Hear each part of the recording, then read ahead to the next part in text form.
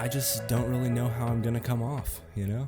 Yeah, are you afraid that like people might perceive you as something that you're not? For sure. I mean, you have an hour that you hear this one person, and then you build a whole person around that 1 hour that you spent with them. And I know I've listened to podcasts where I totally have opinions of people just from even hearing them for 10 minutes on a podcast. And I don't know if that's accurate or not, but I definitely have them. It's kind of crazy. You can see where the stress comes from, like celebrities that get to like talk for like 5 minutes on like a talk show or something. And it's like, oh, so I have to answer this one question in 10 seconds and people are going to take it at that length. Oh, that would be an absolute nightmare. Yeah, like politicians and stuff, when they just have like their like 60 seconds to talk about like a massive issue that they could write a book about. And it's like, yep, you get 2 sentences. You have to condense your whole ideology into like 2 sentences. And that's just terrifying to me. And then at least here you have like an hour. You can like backtrack and like really talk about what you want to talk about a little bit, make it a little better. It's not quite as scary as something like that. It's a real like harmless environment because I can just kind of cut out whatever I need to cut out and make you sound real good. I might need a good editor behind me. It's okay. Joey needs a lot of editing. Yeah, well, I'm no Joey. So you're going to be perfect. I'm going to be perfect because I'm not Joey. Honestly, my scariest part right now is that this room's a little stuffy. It is a little It's stuffy. getting a little warm. It is a little warm. No. Yeah. It happens a lot because our AC is super loud in our house. And so you just hear this like crazy loud rattling whenever our AC is on. So like we don't want that white noise in the background. So we always turn it off. And then by the end, it's like the back of my shirt's wet. I got a little nice. So you're in your element here in this hot, stuffy room. I know, but it's a different hot, stuffy room. Okay. It's not my hot and stuffy. It's not your hot. Okay.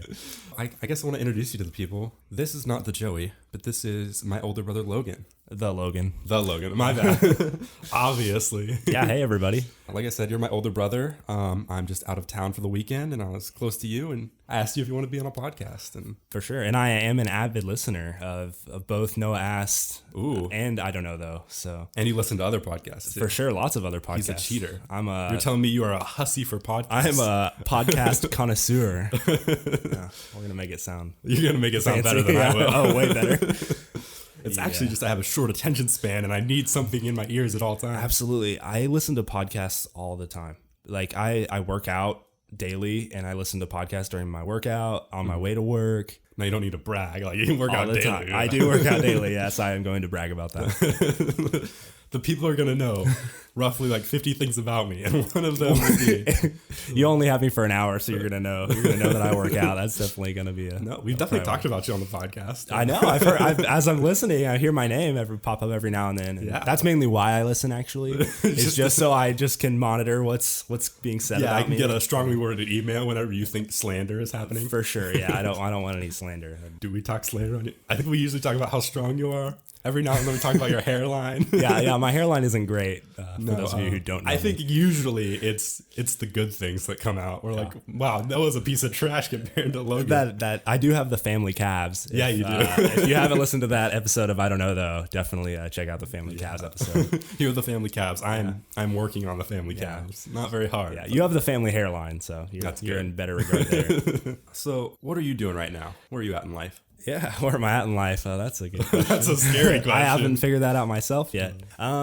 So I live in Wichita, Kansas. I am studying aerospace engineering, Wichita State University. Yeah, I just got married about 6 months ago. That's going really well. It's my wonderful wife, Laura. Shout out. I'm actually going to spend this whole time just doing shout outs. Do you know enough people to shout out for an hour? I know like 6 people, so they're all going to get shouted out here. We're going to make them last. Absolutely. Yeah, I got to spread them out a little bit. But yeah, so this is my second degree. I was originally going to go to medical school. Ooh. That was my plan, but then I realized that 1, I was probably not smart enough to do that, and 2, it was going to be a lot more work than I was willing to put in.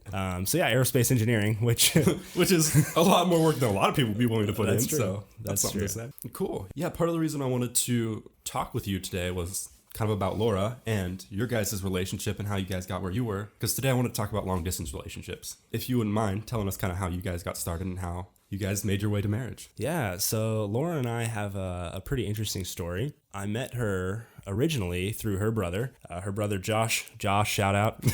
Josh and I, 2 down, 4 to go. Oh man, I got to think of 4 more people. Her brother Josh and I were tennis doubles partners and kind of best friends going through high school. And he had this little sister. I didn't think of it much at the time. She was a little bit younger than us. So you weren't in 8th grade, like, ooh. Yeah, so she's Roughly 2 years younger than me. She was 3 grade levels younger than us. So going through high school, she was around, but I didn't really think much of it. After I had moved to Texas, I'd moved to Texas for a couple years. I was going to college down there. And then I had come back for a summer because my parents were living back in Ellsworth where I had first met her. I was back there for the summer and went to hang out with Josh. And then when I was hanging out with Josh, we kind of just connected. She was there and, you know, sparks just kind of flew. Yeah, so like it wasn't like a love at first sight kind of thing, but like this time it was different. This summer, it wasn't the same as what it was before. For sure. You know, she was a little bit older. She was in college as well, so that definitely played a factor into it. And she was a little bit more mature, and I was too, for sure. I remember distinctly, because you were there too, actually. I don't know if you remember this. I was there? Wow. Yeah, but it was me and Josh and you and Laura, and we were playing Taboo. Do you remember this? I mean, we've played Taboo on a number of occasions. Okay. But this was that first summer back. You had just moved back to Ellsworth from Austin, and I had bought lottery tickets for everybody. Oh, I do remember this. Yeah. And so we had these $2 crossword lottery tickets, and we, you know, scratched them off, and Laura and I each won $20. And then you guys were like, wow, that person's loaded. Absolutely. So the first thing was she has $20. So like, I need to get with this person. No, but after that, we started playing Taboo, and we kind of just mixed up the teams randomly. And then there was a round where I ended up with her, and we just dominated at Taboo. And we just clicked on some level, and I don't know what it all was going into it, but definitely saw her in a different way than I had previously. Yeah, because the only person you've ever connected with at Taboo on that level was Dad before. That's true. Yeah, me and my dad are pretty good Taboo players. A power duo. You guys just link minds, and then you're like, wait, there's another person right that I can link with on this level? Exactly. This is my dad. Maybe she's worth sharing the family calves. That's right. Maybe she's earned it. No, but then kind of from that moment on, she actually had a boyfriend at this time. So scandalous. But no, we were just friends at that point. Her other relationship didn't work out, but I had moved back to Texas to continue my degree at Texas State. Texas State, shout out. Well, you can't shout out a whole school. Why not? It's my university. People. I'm an alumnus. So I'm going to shout out Texas State. That's number 3. I only have to figure out 3 more things to shout out. So let's start out with people. Now it's things. Yeah. Yeah. Nouns. I'm going to shout out. I'm going to shout out nouns. Platypus, shout out. Platypus. What? Not random nouns. Nouns that I have a connection with. Oh, okay. Yeah. Anyways, back to my relationship story. I'm pretty stuck on this platypus thing. Well, you just think about your platypus, and I'm going to explain to these people about my relationship. Oh, they're stuck on platypus too, but you keep talking to yourself. Well, I'll just indulge myself. So I had went back to Texas State, and she was going to school at Wichita State at the time, and we kind of decided that this relationship would be something worth pursuing. And neither of us had a real idea of what that meant at the time. We just knew that we liked, you know, spending time and communicating with the other person. So we're like, you know, might as well give it a shot. And that's when you guys were 3 states away? Yeah. So it was a solid 12-hour drive between us. I feel like that's kind of weird because a lot of relationships start out together and then like they just keep going when they split up. But you guys kind of like started your relationship long distance. Yeah, we definitely did. Mm-hmm. We started, 12 hours apart, and then just really slowly, gradually got closer to each other, and then finally lived in the same town once we got married. Mm-hmm. But yeah, so we spent about 2 years of a relationship living, you know, with the Texas-Kansas distance. And then after I graduated, I moved briefly to Ellsworth and then to Kansas City, Missouri, where I got my first job after graduating. Mm-hmm. And then she transferred from Wichita State to Kansas State. So at this point, we're about 2.5 hours apart. So we're getting closer. And at this time, we're officially dating, spending a lot more time together. And then eventually she moves to Lawrence to do her student teaching. Mm-hmm. She's a 5th grade teacher. And then at that point, I decided that I was going to pursue a second degree in aerospace engineering.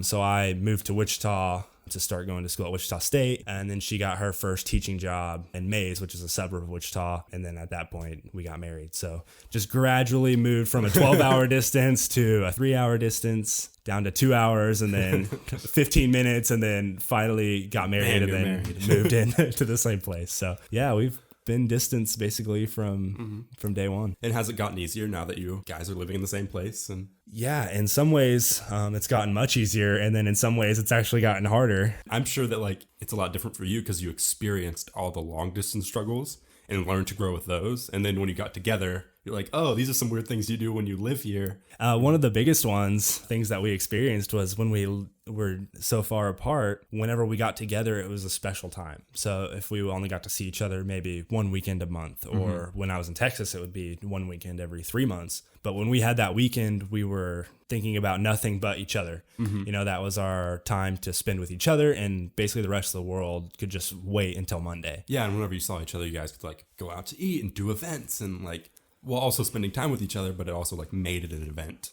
Absolutely. And that was, you know, the only thing in our mind. And then as we get closer and you start spending more and more time together, you kind of have to merge your Monday through Friday life with your weekend relationship life. And then, you know, now living together, our whole lives are merged. So it's definitely a challenge in that regard.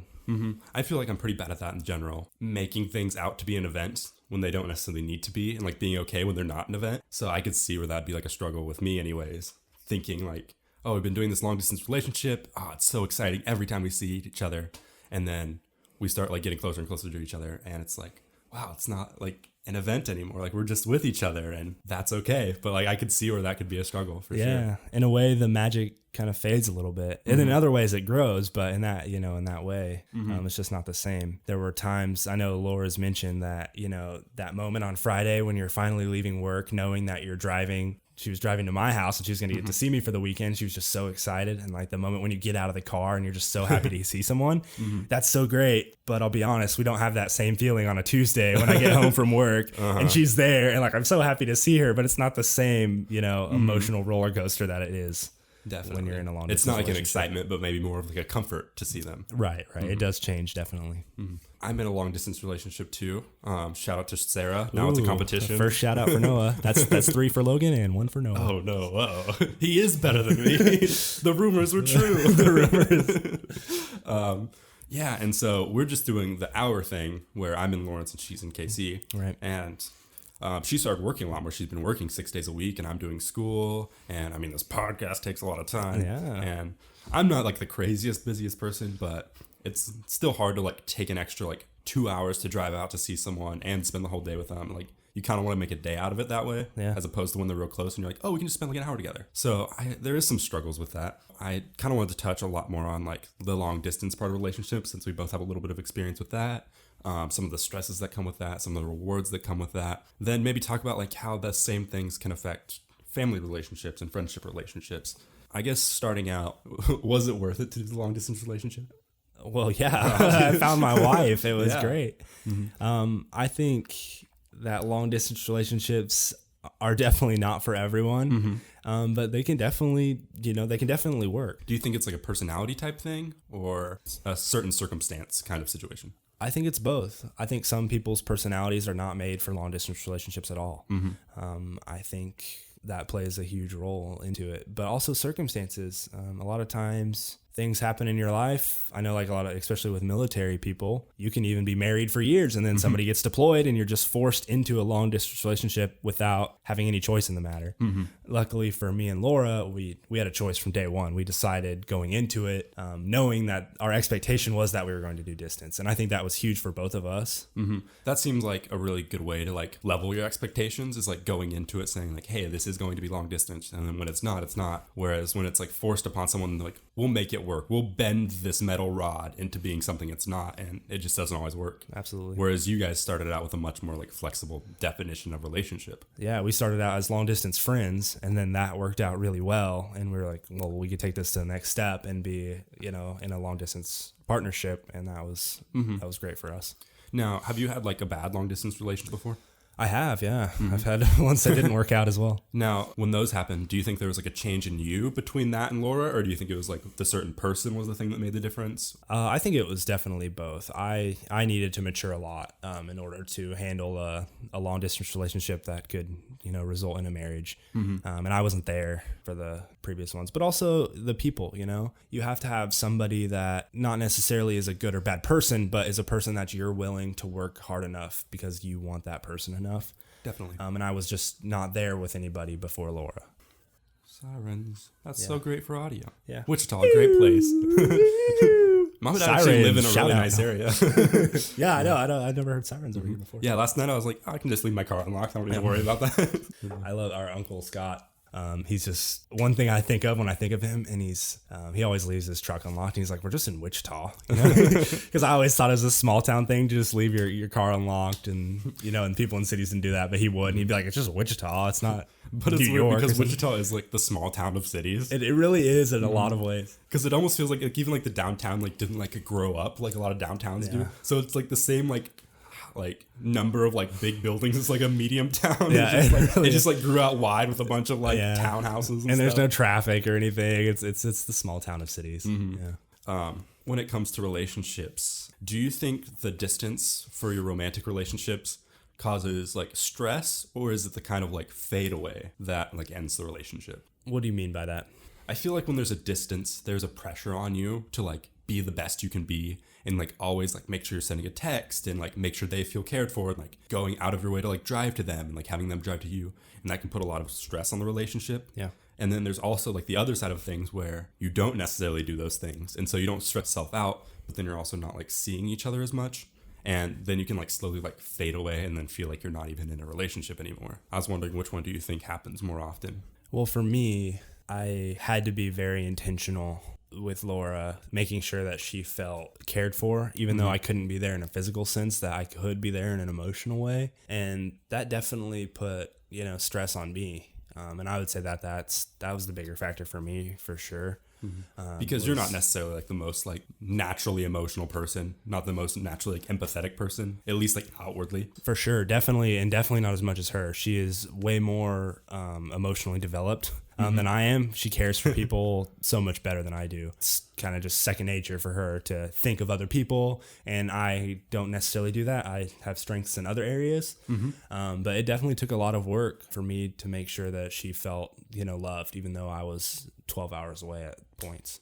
Took a lot of sacrifices from both of us. I know one thing that we always say is we used to have these phone conversations that would last for hours and hours, and I do not at all enjoy talking on the phone. She does. Remembers them fondly, and you're like, no, she loves talking on the phone, and she does with her family and friends all the time, and that's great that she does that. That is not one of my things that I would enjoy doing. Because it's a little weird, because she was talking the other day about how her mom's one of her best friends, and how she has a really good relationship with her family and stuff. And our family, we really care for each other, and we're always there for each other, but we're not an outwardly emotional family, so we're not going to go out of our way to call each other, or send each other a birthday card and letter and stuff. So it's just a very different situation growing up, and it really has shown between the two of you guys are kind of opposites. For sure. Yeah, no, when I go to her family to do holidays and things, their family is so caring in that outward way that when somebody leaves, it's this big send-off event, and everybody hugs each other for 20 minutes and millions of goodbyes, and it's great. They're so happy. But for me, we'll just kind of say, see you next time, bye, and then leave. And that's just how we are, and that's great. We don't love each other any less because of it. It's just the way we act. So that was a big challenge, for me, making sure that I was doing things to, make her feel cared for. In that sense, do you feel like you have to step up to her level, or does she ever come down to your level? Well, I think, especially being married, it's definitely both.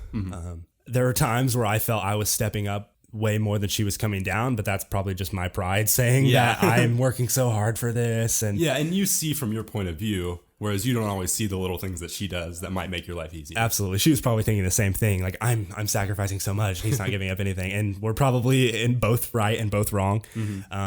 But yeah, that was something I was willing to do. I was willing to talk on the phone for 3 hours at 8 p.m. on a Tuesday, even though I had homework to do, because I loved Laura and it was worth it. And am I glad I don't have to do that anymore? Absolutely. But would I do it again? Also, absolutely. Mm-hmm. I guess that's one way to like help maintain a long distance relationship is really like showing that you care.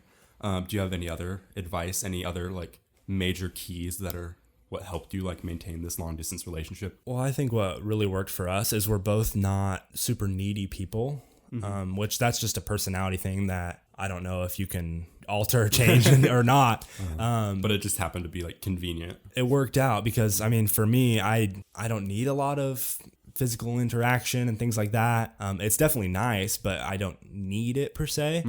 So I was able to just, all right, Monday through Friday, I go to work and I come home, I do my homework, I go to sleep, and it's great. And then on the weekends, I'll see you and we'll do all that stuff. So it's easy for me to kind of separate the two things and have, this is my romantic life that happens 2 weekends a month, and then this is just the rest of my life. And I was able to, separate it in a way where I wasn't just constantly dreading not being with her and things like that. I can't speak for her, but I think we both just trusted each other enough to know that we were loved by the other person, and we didn't necessarily always just need to be there to prove that.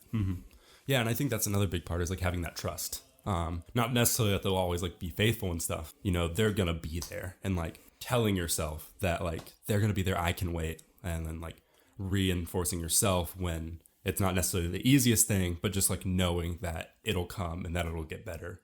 And I feel like that's sometimes like a pitfall for certain relationships, is that they can't always wait, or they're afraid that like it's just gonna like fade away or something like that. Yeah, I also think that if you're overly concerned with how the other person is handling themselves when you're not with them, that's just not a good recipe for a long distance relationship. You have to have a strong amount of trust that they can handle themselves just fine without you, but that when you're together, it'll still be there. I think it's funny because I was just thinking about like some like red flags and stuff like that. And it's like, oh, like if they don't trust you, then it's probably a red flag. Yeah. But then there's also these like really like minute, obscure red flags where it's like if they watch too much crime TV, it's a little bit of a red flag. Oh, that's my big one. I don't know why, but I have like a history of like being romantically involved with girls that like crime shows way too much, but they've never worked out. So in my mind, that like popped up like, don't be with a girl who likes crime shows way too much, and I don't know if that has any sort of correlation. But I'm married to someone who doesn't like crime shows, so it worked. It worked out, I guess. Sure. And like I think Joey, one of his red flags is like a horse girl, like someone who's like really into horses and stuff. Yeah. And so it's but your girlfriend is a horse girl. Yeah, but his girlfriend isn't. So. I guess you don't have the same red flags. Sure. And that's cool because red flags are totally different for everybody. A lot of them are relatively arbitrary to like the person that you are. Yeah. So like the fact that he doesn't get along with horse girls is very specific to him and wouldn't apply to me at all. And it's specific to the horse girls that he's met. Yes. Because if he would have met a different selection of horse girls, is that a phrase? Like horse girls? Is that a thing? I guess. Is that like sorority girls, horse girls? Are we like offending some people right now? I don't know. Calling them horse girls? I am not a horse girl. Dude, people are going to leave this podcast like Logan is so insensitive towards horse girls. Probably. I don't know that I've ever really met a horse girl. So. We lived in a small town. You had to know at least like one horse girl. I don't know. We didn't live in a cool small town. Yeah. They're probably more like cowgirls or something. Cowgirls? No. That is a real term. Yeah. Cowgirls is a real term. Oh man. What we're talking about red flags. But, so I guess when like red flags come up and things like that, not all relationships are meant to work out forever. And I was curious if you had any advice on like knowing when to end a long distance relationship. I guess my advice would be that during a long distance relationship, it requires a lot of work on both ends, and it's not easy at all. I think the time to end it comes when you're resenting the work that you're doing. Mm-hmm. Because if you're doing all this work and you know it's worth it because you love the person and it's working, then totally. But when you are doing these things and you're just using them as ammunition for the next argument, that like, I've done all these things for you and you haven't been doing any of these things for me. And if it's coming out of a negative place, then I think that's, a big sign that it's probably not going to work out. Mm-hmm. Yeah, I think if the communication falls off and it stops from like these like long phone calls and like reassuring you that you're happy that they came and took the time to drive, and it switches over to be like, well, I drove this time, and it's a lot more self-centered. If you don't like take the other person into perspective, right, then the relationship's probably not in its best place. Yeah. But long distance relationships can be really tricky, especially like the romantic ones. And so is there like any like personal benefits that you get from like doing a long-term relationship? Yeah, definitely. Laura and I having years of not being able to see each other, one, really value the time that we do have together. Even now that we're spending every day together, we still, in a way, we know what it's like to want to be with the person and not be able to. So I think that is definitely a big one, that we value our time together. Another big one is, I think, our communication definitely improved from the years we had apart. You know, like I said earlier, we talked on the phone a lot, which was great, but also just, you know, texting and being able to, when you are together, communicate clearly how you're feeling. Because in a relationship, when you're with each other all the time, you get to use body language a lot and you can kind of sense how the other person's feeling. But when you're in a distance relationship, you don't have any of that. So you need to be, you know, very clear about what you're feeling and what you think you need from the other person, things you like, things you don't like, things that you think can be improved about the relationship. You have to almost outright say it because, one, you don't have a lot of time together and you can't kind of hint at it like you can in a relationship when you're with each other all the time. So I think we definitely improved at communication. And I think that's been huge for us moving forward. Yeah, I feel like you can really grow when you do a long-term relationship. You can really mature a little bit. You can figure out that in relationships that they take certain amounts of work and that you can't necessarily always be getting what you want right when you want it. And it adds like a little bit of like patience when it comes to relationships and stuff. Absolutely. And I feel like the fact that it's just a slightly more difficult way to handle a relationship really helps you like grow and mature. And then when you do a normal relationship, it makes it a lot easier. And then you've built these other skills like communication and patience on a more difficult level. So that way you're more prepared when it comes to a closer distance relationship. For sure. Yeah, I totally agree with all of that. I think it's kind of like a weird analogy here, but like I played football in high school and we would always have this camp that we went to. We went to this college and had this camp, but it was a brutal camp. Like, and like any sort of like training camp or even like hazing for like anything. You go through this time where everybody around you makes it as difficult as possible for you to succeed. Like hazing freshmen. It's awful for all of the freshmen, but you get this kind of bond, everybody that you went through it with. Like, if we can make it through that, we can make it through anything. And I feel like boot camp in the Army, like you go through this terrible experience, everybody's yelling at you all the time. But when you're done, you're like, well, shoot, if we could do that, we can do anything. But also there's like the camaraderie of the only person looking out for me right now is the other people that are also being like shit on from the top. Yeah, it builds like a sense of like community. And then that can also apply to a relationship too. You and your partner can feel like you've gone through a lot harder times and make the different harder times a little easier. For sure. Romantic relationships aren't the only kind of relationships that can be harmed by distance. I kind of want to talk a little bit about like friendships and family. We can kind of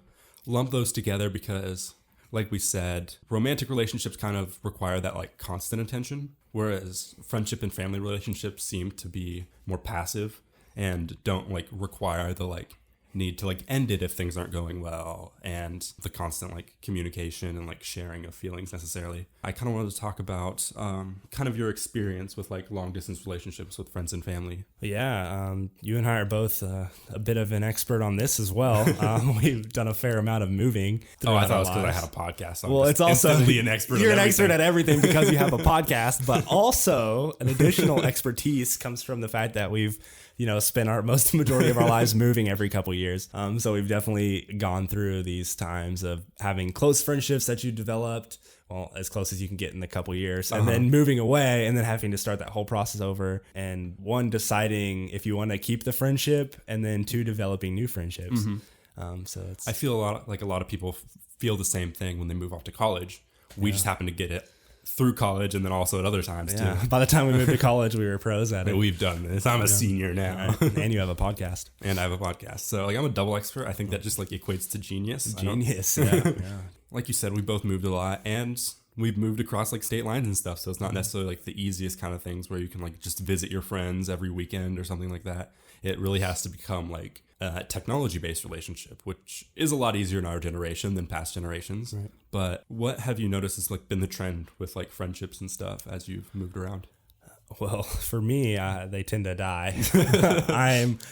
I'm fairly introverted as a person, so if the other friend that I have the distance relationship with is putting out a lot of effort to keep the friendship, then it can definitely survive, and I have had some. But I'm kind of just the type of person that I'll just adapt to my new environment, and then the other ones just kind of wither away. Yeah, if I see you, and like we don't hate each other or anything like that. We're still good friends when we see each other. Right. It just the relationship doesn't keep maintaining itself over this long distance. Right. And I think we've all had these friendships with people, whether you're distance or not, that you're really close when you're together and you can talk about anything, especially people that have gone off to college and you have high school friends. Mm-hmm. And you spend maybe even years away from these people, and then you get back together and it's like you never left. Mm-hmm. You know, we've all had those friends. And for me, that's what it is with a lot of my friends. It's not that we're not friends anymore. It's just not, I wouldn't call it an active friendship. It's like a dormant friendship. Mm-hmm. I don't think those are necessarily a bad thing. And I feel like that's kind of the beauty of friendships, is that you don't have to end them. You just kind of put them on pause. I guess you don't have to cancel your subscription. You can just like put that on pause. Yeah. I noticed that with Chegg. They're like, hey, you can pause it. You don't have to like get rid of all your information. You use Chegg? You cheat on your homework assignments? Chegg? No, like Chegg? Oh, no. Yeah. No, I totally cheat on all my homework assignments. I was like, for books. And I was like, no, wait, you don't get a subscription for books. Yeah, you get a subscription to cheat on your homework assignment. That's okay, I do too. No, I think I got the free thing. How do you think I got my first degree? Right? Yeah, no, it's an undergraduate thing, don't worry. Yeah, and then you try to find these things that like decrypt the Chegg website so you can get it for free. Have you tried it where you can get on the Chegg website and it's like blurred out, but then you can go into like the actual code of the website and uncheck the like You're gonna the get blur? Our podcast ban. Chegg's gonna find out about us. Chegg's gonna bring us down. No, it's amazing. It's a lifesaver. I have Chegg, so I don't have to steal it, but I cheat fair and square. I cheat with my white middle class privileged money right. Like everyone else. I do. Hey, I work for that white privileged middle class money. I'm an aerospace engineer, damn it. Yeah, no. It's your money now. Yeah. No, something I never think about, a little off topic, is you always hear about these people who are like, I'm a first like generation college graduate in our family. Yeah. And I just like realized, like, not recently, but like you're the first person to graduate in our family. Yeah. And we never talk about it. No. And it's just one of those things that it's a big deal for a lot of people. It's like, oh, I'm going to be the first person to graduate college. And then for us, it was an expectation, like almost a guarantee that we were going to go to college and we were going to graduate. Which props to our parents to have not graduated college, but to have had kids and then had just the expectation that we would. I think that's cool. Yeah. And to give us life where that was reasonable. And, right. You know, being able to like work themselves up and, you know, just work their butts off and stuff to make that possible for us. Yeah, because Dad definitely did. I mean, just shout out to Mom and Dad. Yeah, 2 and 3 for Noah. Oh, you got 2? Dang it. 2 for 1. That's not fair. Oh, man. I have to up my shout out game. No, but Dad, I mean, finished high school and then just jumped right into the workforce and just basically worked his butt off for 30 years to get where he's at, and that's for sure. Awesome. And now he's still working his butt off, but he's, you know, making a decent amount of money. Right. Yeah. And then Mom, I think she went to some like community college classes. Yeah, she went to Cloud. She might have got an associate's. We'll fact check that later. And then we'll fact check that. Do you have a fact check? Check our citations to see if Amy graduated college or not. Yeah. And then and then afterwards, she just kind of been in the workforce in a bunch of different jobs. But she had kids young, and so her jobs usually centered around something that she could take care of us if she needed to. Mainly through like babysitting and stuff, where she could like have kids that are home, and then if we were sick, she could just, you know, take care of us while that happened. Right. And just if her primary job was to like turn us into good people, then like what a great job she did. Right. Because we're amazing. We're amazing. She raised 2 amazing kids, and like good for her. Well, she does have the best joke, and she's saying that. She says, Logan got his brains from me, and that's why I don't have any left, because he took them all. When she had me, they just transferred. But now I need to know what happened to me if you took them all. Yeah.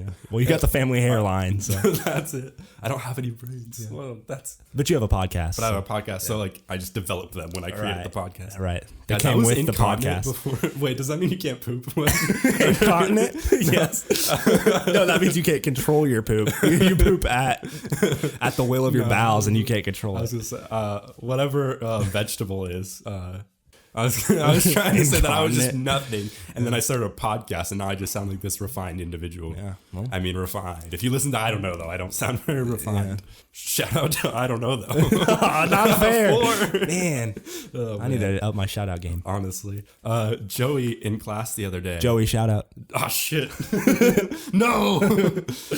We're tied. In class the other day, teacher asked if anyone listened to more podcasts than music. And he raised his hand. I think I would raise my hand to that question. Yeah, I would too. He was the only person apparently. Really? So she like singled him out and like walked up to him and she's like, "What's your favorite podcast?" And then he like, did he say no ass? No, that's the problem. Like a loser. He said like some like people who don't need the sponsorship. People some giant podcast. You know, it was NADPod. I'll give him the sponsorship. Not another D&D podcast. They're really good. But but not as good as us. And so that's why he should have said like, oh, my podcast is Right. clearly my favorite. Clearly, that's what I would say if I was in that situation. But he didn't, and I'm very disappointed in him. I take back my shout out. This down is a to call out now. Call out to Joey. This is a roast. But we got very off topic. It was a good time though. Yeah. And so we're talking about a little bit about like friend relationships and how those can die off and how we let them die off sometimes. Yeah. But like you said, they can really spark back up because me and Joey, when I moved away down to Texas, we were not friends while I was in Texas. There was one relationship I tried to maintain and it did not go well. And then when I came back to Ellsworth, he did not even want to talk to me. Like he actively avoided me. And then I was like, oh, me and Joey were friends. Like, why don't we just talk and stuff? And then after like the first day that we talked when I got back, we were just instantly clicked. And we're like, wait, you listen to comedy? I listen to comedy. Wait, you listen to podcast? I listen to podcast. Wait, neither one of us have our own personalities because we just form them through different media that we consume? Great. So yeah, but it just sparked up instantly. Yeah. And it's crazy how that happens. But now it's like, oh, our relationship is kind of stronger than ever in a weird way. Yeah. Well, that's cool. And I think another way that distance can affect friendship is when you're apart for so long, you know, we're constantly maturing and, you know, developing as a person, and the other person is the same way. And a lot of times you come back and you just expect to see the same person that was there when you left, even though you've changed. You don't realize that the other people are going to change as well. So I think that's an expectation that we have. And then we come back and they're not the same person, for better or for worse, you know, and then you just kind of never know. And that's, I think, why friendships can die. Definitely. Something else I want to talk about is because like recently you've gotten married, and before you were like in your relationship with Laura and stuff, you would spend a lot more time with like your friends and stuff. And as that relationship, you know, takes more precedent in your life, you like slowly kind of like shift like what's more important. And so I was curious how you balance your friend relationship life. Well, it's easy because I don't have any friends. No, I specifically let them die to me emotionally. No, well, it was in a way easy because I moved from Kansas City to Wichita at the time I got married. So I moved to Wichita and then immediately got married. And then, so I was in a new place that I didn't necessarily have any friends here. I had a lot of family. My parents live here. I have, you know, a cousin that I'm really close with here, Garrett, shout out. Oh, no, he's beating me. I'm beating you. But no, so I kind of like naturally, those are natural friendships, even though it's family, I think you can still be friends with your family. And so I've kind of developed, you know, those relationships more, but also Laura and I have kind of gone out and found friends together. We have like some groups that we go to, like other couples, and it's honestly easier to meet and be friends with another couple as a couple, because then I don't have to feel like I'm leaving my wife to go hang out with the boys or anything like that. We can be together, and you know, she's my ultimate friend, so it's like I want to spend my time with her anywaes when I'm out. Marriage is the ultimate. That's why do we call it that? Exactly. It sounds so much cooler. Yeah, my ultimate friend. Do you Logan take Laura to be your ultimate friend? Them all. This is my ultimate friend evolution, Laura. Laura, yeah. Yeah, no, I mean, really though, it is. And I don't have a ton of friends, but I've never had a ton of friends. I've always been the kind of person that had like a really small, tight friend group, 2 or 3 people that I'm really close with that I spend a majority of my time with. Kind of in all stages of life, I've kind of been that way. So now I'm just in the stage where I have, you know, my wife and my parents and my other friends, and it's just there's just a few of us, but we spend most of the time with them. Definitely. And being close to mom and dad, how do you think that affects your relationship? Do you think that's like, because you took a lot of time off when you went to college and stuff. You had a lot more distance. Sometimes it was 12 hours. Sometimes it was just a few hours. And then now you live really close to them. But now you're almost like what we'd call like a full-fledged adult. Like you have your own almost bill. A full-fledged like, adult. You're still in college and like they still help you out. So things like that where it's like you're basically an adult. Like you're married and have your own place and stuff. But there's just a few things that they definitely help us out with still. And, how's your relationship with mom and dad changed now that you're older and close and stuff? I think we've gotten closer definitely since I moved back, and a big reason of that is just time spent together. Like we said earlier, we're not super big family on phone conversations and things like that. But living so close, 10 minutes away, not even, we're able to get together and have dinner together some nights. We go play tennis together a lot, and it's been really fun to have my parents kind of as friends, to be able to get to, share that with Laura as well. She's kind of new to the family, and for her to get to spend time with, our side has been really cool for me. Yeah, I've definitely felt that a little bit, like since I've turned 21. It's like, oh, now I'm like one of the adults. It's like, oh, like get a beer together and stuff like that. Even though I'm not like close by when I come, it's like, oh, like we can have like a little event together and like feel like it's a little bit of a party and stuff. And I'm not just like the young little baby that has to be like, like protected and in the corner. And it's like, okay, like, yeah, you're one of us now. And so I think growing up can really help like with family relationships. So especially if you're in like high school or something right now and you're like struggling with like relationships with parents. Yeah, it like, does as get you get better older, as it you gets get easier. older. Yeah. I kind of wanted to ask you, do you think there's any sort of like obligation to be close to family for when it comes to them like needing things and stuff? Usually you might be one of the first people to call. I think that's a complicated question.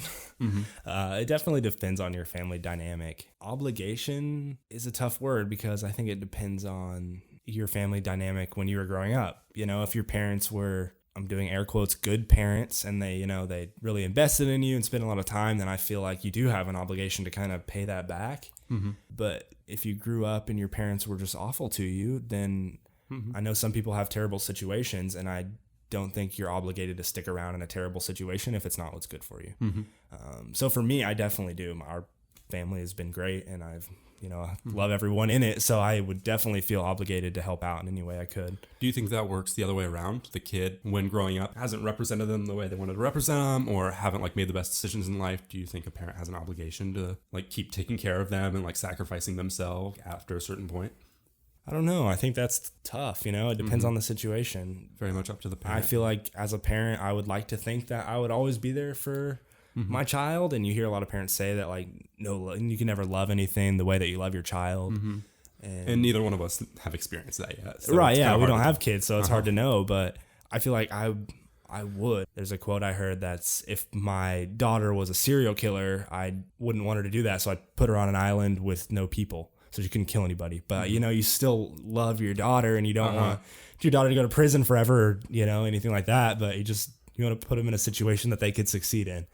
And, you know, I would like to think that that's what I would do. But in a situation that was like that, I don't know. You hear a lot about like where parents, you know, have to put up a lot to help their kids succeed. Yeah, some kids they are want just to snobs. and they choose to. Yeah, for sure. But then sometimes it's like, let's say a kid goes to prison or something, and then the parent is like constantly like having to send them money and things so that way they can survive and be functional within that environment. And sometimes it could be very draining and stuff, even though it's not something that they necessarily asked for. The kid isn't always held liable if they're in a bad situation. And so I personally don't think like a parent should have to be held liable if they got put in a bad situation. Right. But think of like a situation where like a parent has a child with autism and they're not, you know, you don't choose that. That's not what you signed up for when you decide to have a kid. And like, if you can't financially handle that or something, I would like to feel like there's some sort of obligation to give this kid the best life it can have. Definitely. And I don't know. That's a tough situation. Yeah. And depending on how you just subscribe to nurture versus nature, if you think a lot of stuff is nature based, then a lot of the things that like you've done, have had an effect on how they grew up and things like that. And so maybe like you have had a big effect on this person and are like obligated to help them succeed. If you screwed up this kid, then you have to make it right. But yeah, that's something I've just been kind of wondering, because like I've lived far away from my parents recently, and you know, if something went wrong, I'd like to think that I would come and help them. But at the same time, you know, I've got my things going on, and I guess the same way with romantic relationships. Is there ways that you can think of that help maintain family and friendship relationships over long distance? I think effort is probably your number one component. You know, if you are driven to make your relationship work, whether it be romantic or family or friends or whatever it is. That might just be like a general life thing. It's like, if you just put effort in, if you just want this to happen truly, then you can make it happen. For sure. Yeah, that's true with a lot of things, and it does take work. You know, relationships are something that aren't super easy. I think effort is the number one component in any relationship. You know, if you're willing to do things to make it work, and both people are, then I think you can make it work. Yeah, I think that's really important. We talk about obligation and things a couple minutes ago, but I really think it's about like what you want. And if you want this to succeed, and if you think this makes you happy or this makes the other person happy, then that's the real determinant on whether you like should do something. And also the fact that if you just put in some effort, you really can do something, and you can really make a change in your life and in their life. And maintaining these long distance relationships isn't the easiest thing, but it's something that you can do. Right. And I think another thing to keep in mind with relationships is that as a part of a relationship, it's a skill that you can get better at. A lot of it is compatibility and things like that, but I've definitely over the years become a better a better boyfriend and then eventually a better husband. And, that's something that I'm, always working on. And I think if that's something that you're focused on is improving you, and then hopefully the other person's doing the same thing, then, anything can work. Yeah. A natural side effect of you improving yourself is just also being better at helping other people out and things like that too. Yeah. And I feel like people forget that because you start like being in romantic relationships and stuff at such a young age. And like, you've always been around your family and you've always had friends and things like that. And so sometimes you can forget that you can get better at it. And they're not always the easiest things, especially when you haven't had to make new friends in a long time. And then you try to, you realize like, oh, this isn't super easy starting out from scratch with a person. Yeah. And you hear these stories about people who have like been married for 30 years and then either their spouse dies or they get a divorce or whatever, but then they're like thrust back into the dating pool. Oh, that's gotta and be it's awful. like you haven't done it in 30 years and it's like you have no idea what like Tinder is or like anything like that, and you're like, yeah, and also just you like lose your skill. How to spark like romance with someone who you have no idea like what their values and ideas are, and like trying to do that in 1 date or 2 dates or something. Right, it's tough. But it's also tough to when you've been, I've been married for 6 months, which is nothing, but I've definitely found things of like, oh, I am not very good at this. And instead of, I could just say, well, I suck at this, so deal with it. But that's not, success for a good marriage. So that Laura and I really try to do is to, see where we struggle and, make a conscious effort to get better at it. And she's probably way better at that than I am. But yeah, I think that's a really like inspiring thing for a lot of areas, is that humans are just very adaptable. And if we want to grow, we can. And I feel like that is inspiring, that we can do whatever we want to do. We just got to take the time to practice and get better at it. And that can be relationships, that can be like life goals and career skills. And, that can even like being a more like likable person, just like to the people around you and things like that. So I think that's kind of where I want to wrap up today. Yeah. I really appreciate you being on my podcast. I had a really good time. Wait, did we tie on shout outs? Oh no. Or did you pass me? You passed me with Garrett. Yeah. No. On the Why did I bring it out? Everyone forget shout that. out champion of the world. You better not cut out any of my shout outs. I love all the people I shouted out. Shout out to all the people I love.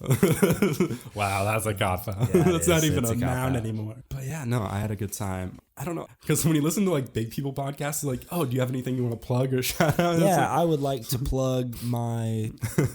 I don't know. My aerospace engineering degree. Yeah. I don't know. Hire me. Yeah, honestly. No, I have a job. My right LinkedIn now. I don't need is. to be hired. my LinkedIn. Oh no, I don't even have a LinkedIn. I have a Handshake. That's like a thing. I don't know. Wichita State uses it, but I think it's kind of like a LinkedIn. Yeah. Yeah, I have a Cash App. Yeah, I do have a Cash App if you want to send me money. That's a sketchy thing on Tinder is when like a girl has a Cash App underneath it. Ooh, like, what? That's a thing? I haven't been on Tinder in a long time because I'm happily married, but doesn't mean you can't have one. Just a swipe. I actually asked Laura that the other day. I was like, should I make a Tinder and just swipe just to see? She was like, absolutely not. I was like, okay. I was like, you can though. But yeah, sometimes like especially like college girls and stuff will just like have like their Cash App. Why? And I'm like, well, I think it's just because like if they flirt with someone, then like maybe like a little older man send them might money. Like, yeah, but I think very sketch things can come out of that. That's just very like quickly. gold digging and not even like subtly. No tact. Yeah, no, it's like I am gonna be a sugar baby with putting no effort in at all. Okay. Yeah, it's weird. That's what you're looking for, I guess. I guess that's what gets me off. I want to send this spending young girl money on money. something that will give me That's nothing. basically prostitution at that point, right? That's basically donating to this podcast. So if you guys want to do that, go to Anchor/FM. Yeah, donate. Hey, I donate to Anchor, and I know you donate. That made me so happy when that happened. You and then Vinay. So I guess if you donate, you get to be on a podcast. That's true. the trend so far. You have to donate to get on the podcast. I cannot. Mom, you better start donating because I want to record one with you tomorrow. No, I bought my seat here, but I've loved every minute of it. I've used my white middle class money to get my seat here like everyone else. That's right. Just like every other one. White middle class people. Yeah. No, but yeah, thanks. And I hope everyone has a good day. Bye. Yeah, thanks, guys.